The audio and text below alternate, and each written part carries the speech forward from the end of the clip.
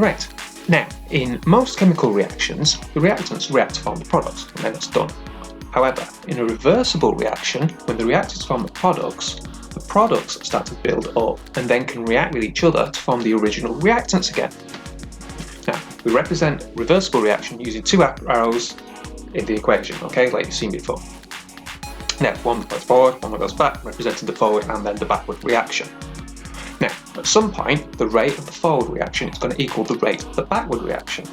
And at this point, we're going to get a balance. Okay, this is when we get equilibrium, when there's no change in the composition of the products or the reactants. They stay sort of constant. Now, the reactions are still going on, so this is why we call it a dynamic equilibrium. So if the forward reaction is exothermic, then the backward reaction is going to be endothermic. Okay, so they're equal but opposite. Okay, and likewise, if the forward reaction is endothermic, the backward reaction is going to be exothermic.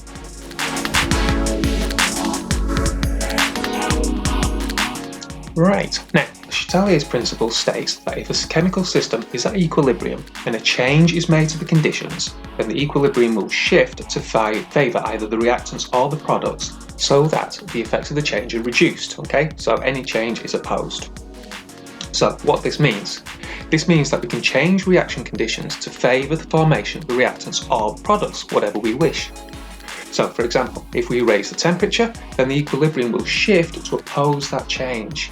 In this case, it would shift in favour of the reaction that reduces the temperature, i.e. the endothermic reaction.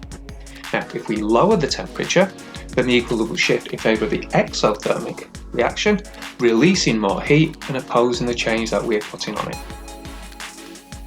So changing the concentration can also make a difference to the position of equilibrium.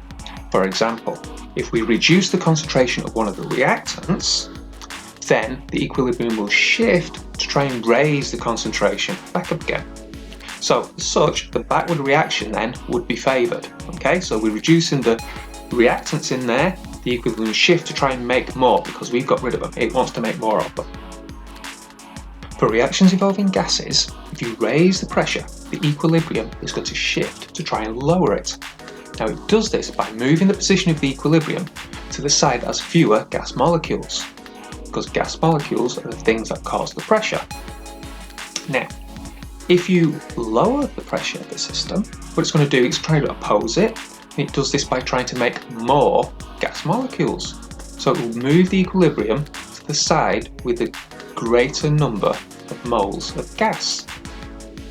So if there are equal number of moles of gas on either side, then increasing the pressure isn't going to make a difference to the equilibrium.